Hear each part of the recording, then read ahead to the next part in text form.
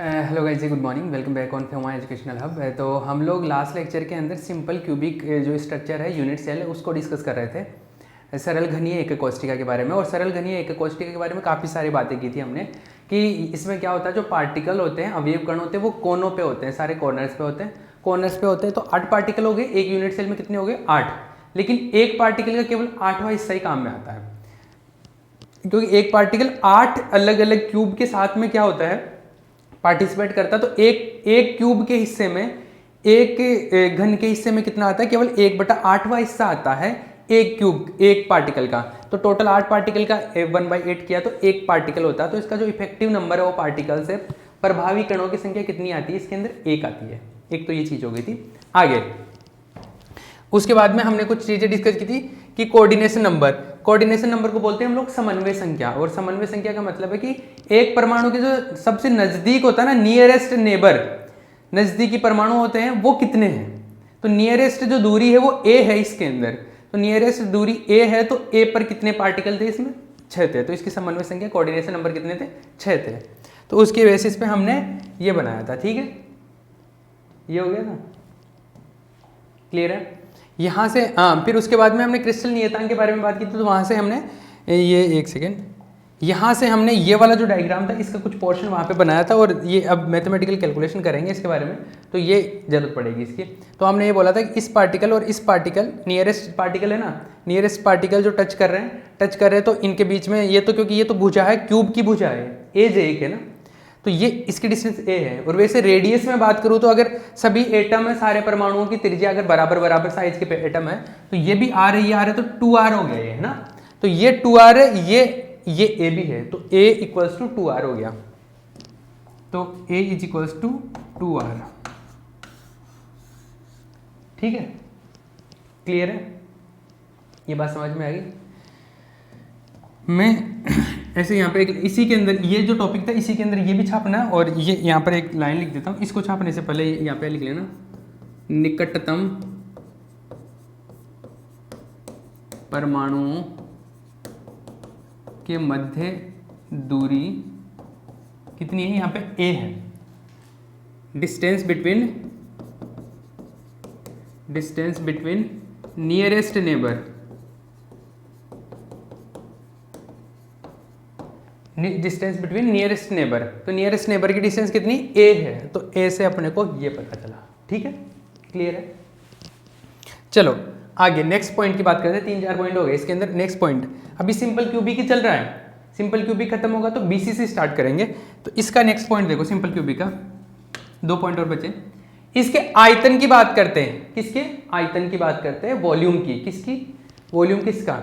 Cube का, एक कोष्ठिका का, एक का कोष्ठिका का आयतन, volume of unit cell, volume of unit cell, unit cell का वॉल्यूम कितना होगा? इसको v से लिख देते हैं। तो देखो क्यूब है, तो क्यूब का जो वॉल्यूम होगा वो कितना होगा? ये इस टाइप का क्यूब है, a इसका वो है भुजा की लंबाई, एज का लेंथ कितना? a है, तो क्यूब का कितना होता है वॉल्यूम? a क्यूब होता है। तो volume of the cube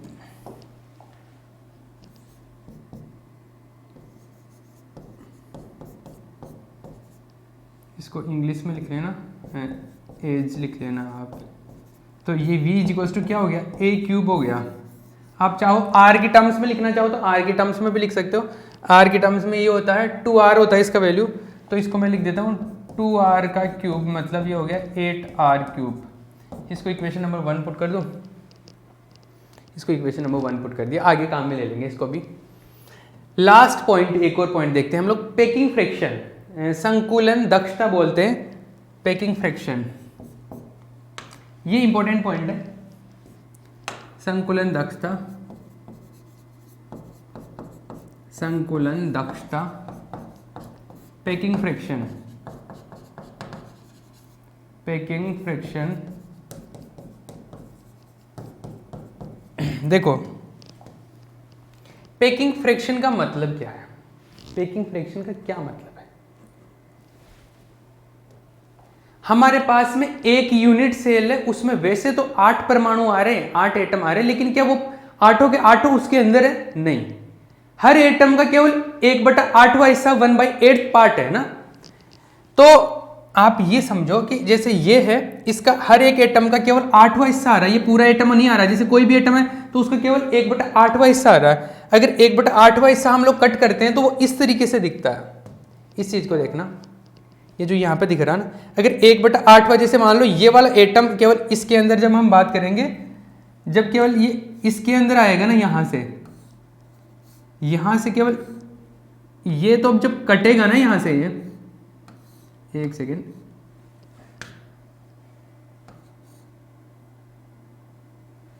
one second, चलो जब ये कटेगा, जैसे ये वाला पार्टिकल कटेगा तो इस क्यूब के अंदर, तो इस कोने वाले पार्टिकल केवल 1/8वां हिस्सा आएगा।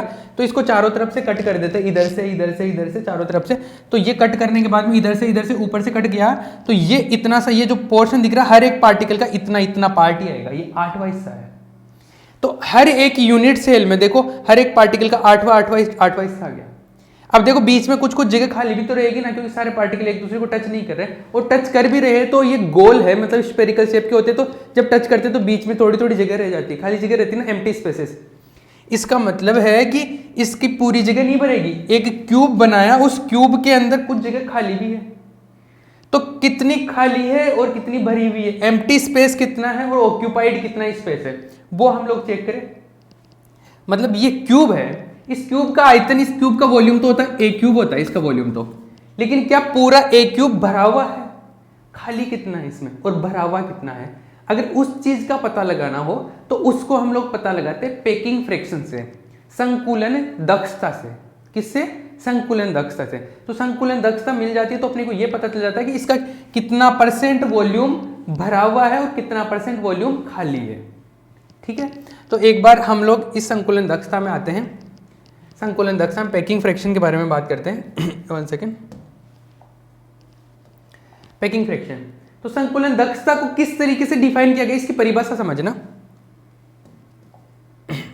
मैं इसका पहले फॉर्मूला लिख देता हूं, अभी आपको कुछ नहीं लिखना, पहले मैं लिख देता हूं, फिर उसके बाद में आपको मैं बोल के लिखवाऊंगा। तो जो संकुलन दक्षता होती है उसको मैं ईटा से रिप्रेजेंट कर रहा हूं, है ना। इसको बोलते हैं परमाणुओं, एक सेकेंड, एकक कोष्टिका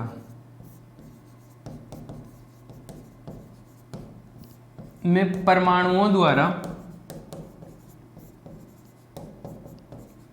घेरा गया आयतन।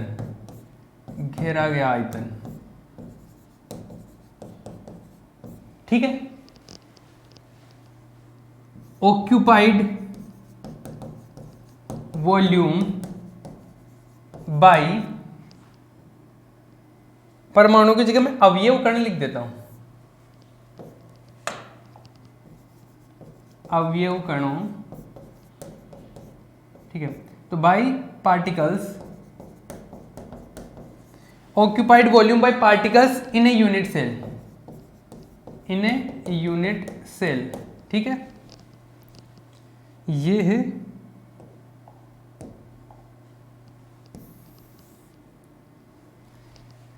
अपॉन टोटल वॉल्यूम, कुल आयतन, एकक कोष्टिका का कुल आयतन, एकक कोष्टिका का कुल आयतन, total volume of unit cell, total volume of unit cell. तो एक यूनिट सेल का कितना % पार्ट भरा हुआ है इससे पता चलेगा। परसेंट में कैलकुलेट करना हो तो 100 से मल्टीप्लाई कर देंगे हम इसको।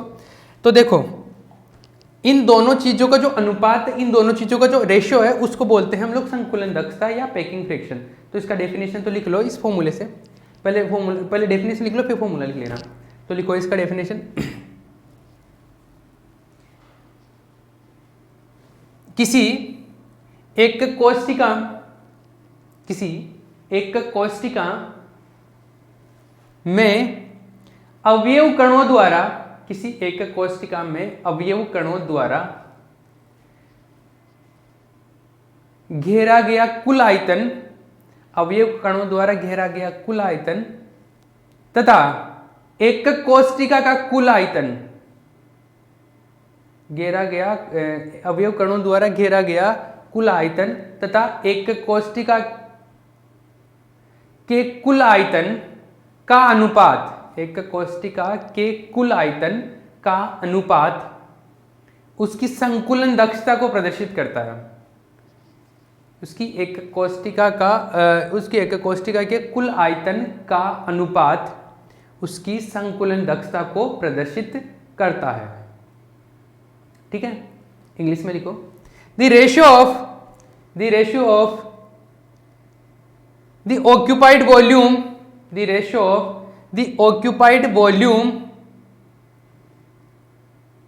by constituent particles, the ratio of the occupied volume by constituent particles in a unit cell, the constituent particles in a unit cell and the total volume of a unit cell, and the total volume of a unit cell, and the total volume of a unit cell is called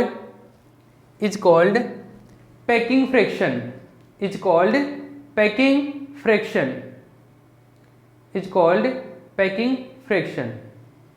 ठीक है, ये होता है एकक कोशिका हो गया, ये सॉरी संकुलन दक्षता हो गया। ठीक है, इसका अब देखो, अब इसका हम लोग फॉर्मूला कैलकुलेट करके लाते हैं। आप ये बताओ एकक कोशिका में कुल अवयव कणों द्वारा घेरा गया आयतन कितना होगा? अवयव कण टोटल कितने हैं इसके अंदर? अरे जो एन इफेक्टिव है ना वो कितने हैं? एन इफेक्टिव टोटल तो इसके अंदर एन इफेक्टिव ही आ रहे ना, वैसे तो 8 आ रहे हैं, लेकिन 8 का पूरे 8 के 8 पार्टिकल तो इसमें नहीं आ रहे ना, हर एक पार्टिकल का 1/8 हिस्सा आ रहा है। तो टोटल वैसे कितने पार्टिकल आ रहे हैं इसमें? टोटल 1/8 इंटू 8 एक पार्टिकल आ रहा है इफेक्टिव, एक पार्टिकल आ रहा है। मतलब अगर मैं स्पेरिकल पार्टिकल की बात करूं तो एक पूरा एक गोला आ रहा है, एक ऐसा स्पेरिकल पार्टिकल आ रहा है। ठीक है, एक कण आ रहा है ऐसा। तो इस कण का आयतन कितना होगा इसके अंदर? एक कण का इसका आयतन कितना होता है? स्पेरिकल शेप है तो 4/3 पाई आर क्यूब। अरे यही तो होगा इसका आयतन। तो ये तो इसका कणों का आयतन आ गया, और इस क्यूब का आयतन कितना होता है? ए क्यूब। पता है? तो देखो इसको कैलकुलेट करते हैं, इसको कैलकुलेट करते हैं। ये फॉर्मूला छाप लेना, N effective is equals to, एक कोशिका में कुल अवयव कणों द्वारा घेरा गया आयतन है ना, तो टोटल एक कण का आयतन इंटू टोटल आयतन, मतलब एक कण का आयतन इंटू एन इफेक्टिव कर देता हूं मैं। एक कण का आयतन, एक कण का आयतन वॉल्यूम ऑफ वन पार्टिकल, एक पार्टिकल का वॉल्यूम इंटू टोटल पार्टिकल कितने? टोटल पार्टिकल तो एन इफेक्टिव के बराबर होते हैं, अपॉन यूनिट सेल का वॉल्यूम। एक कोशिका का आयतन कितना होता है? ए क्यूब होता है। ठीक है, अब एक कण का आयतन कितना होता है? एक कण के स्पेरिकल होता है 4/3 पाई आर क्यूब। स्पेयर का आयतन ये होता है ना, स्पेयर का वॉल्यूम, अरे गोले का वॉल्यूम ये होता है आयतन, into an effective. An effective कितना होता है इसके लिए? 1 होता है, और अपॉन ए क्यूब। अब देखो एक चीज पता अपने को, क्या पता है? Since A is equals to क्या होता है? 2r होता है, तो ए का वैल्यू 2r रख सकता हूं मैं। तो n is equals to 4/3 pi R cube upon A cube रखूंगा तो 8, सॉरी इसको ऐसे रख ही देता हूं मैं, 2r/क्यूब। ठीक है, ये मिला। तो n इफेक्टिव जो आएगा, देखो आर क्यूब से आर क्यूब तो कैंसिल आउट हो जाएगा, ये बचेगा 4/3 इंटू नीचे बचेगा 8 इंटू पाई। आर क्यूब से आर क्यूब तक ये मैं लिख देता हूँ लोग, तो आर क्यूब से आर क्यूब तो हो जाएगा कैंसिल, 4 से ये 2 बार कटेगा तो 5/6 आएगा, ये 5/6। और 5/6 का मतलब समझ रहे हो? पाई कितना होता है? पाई/6 है, तो पाई कितना होता है? पाई होता है 3.14/6। तो 3 से अगर मैं डिवाइड करूँगा तो ये आएगा, मतलब 2 बार डिवाइड होगा, मतलब ये आधे से भी कम होगा नीचे, है ना, आधे से कम हो रहा है। इसे डिवाइड करूँगा, सॉरी आधे से 2 नहीं आएगा, यहाँ पे 2 से थोड़ा सा कम आएगा, तो मैं डिवाइड करूँगा तो ये करीबन आता है 52% के आसपास आता है। मतलब ये 50 तो दिख ही रहा है ना, 50 से थोड़ा सा ज़्यादा हो गए, 52% के आसपास आता है ये। इसका जब कैलकुलेशन करते हैं हम लोग, एग्जैक्ट जो कैलकुलेशन आता है, वो आता है 0.52 ये आता है। और परसेंट में अगर कैलकुलेट करना हो, तो ये हो गया 52%। तो सरल घनीय जो है सिंपल क्यूबिक है, उसकी जो संकुलन दक्षता है, उसका जो पैकिंग फ्रैक्शन है वो कितना, 52%। 52% आ रहा है, इसका मतलब 52% कौन सा हिस्सा है, 52% वो हिस्सा है जो उसके अंदर भरा हुआ, बाकी की जगह 48% भाग है इसमें खाली है। ये जो है ये यूनिट सेल, एक सेकेंड, ये जो ऐसा बना ना यूनिट सेल, इसको कटिंग करने के बाद में ऐसा दिख रहा है।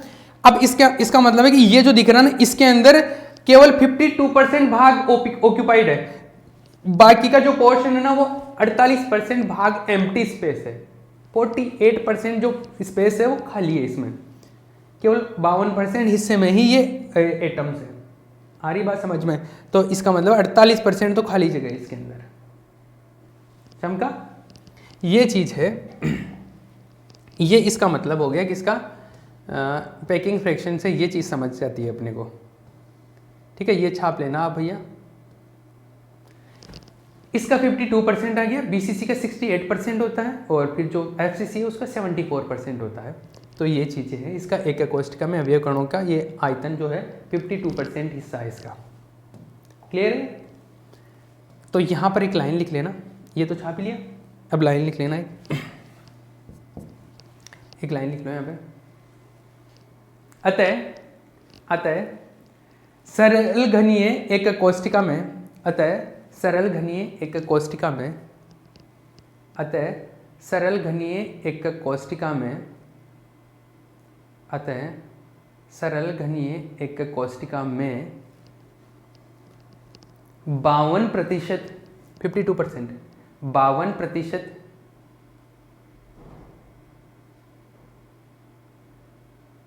जगह परमाणुओं द्वारा घेरी जाती है, परमाणुओं द्वारा घेरी जाती है, तथा 48% भाग, तथा 48% भाग, तथा 48% भाग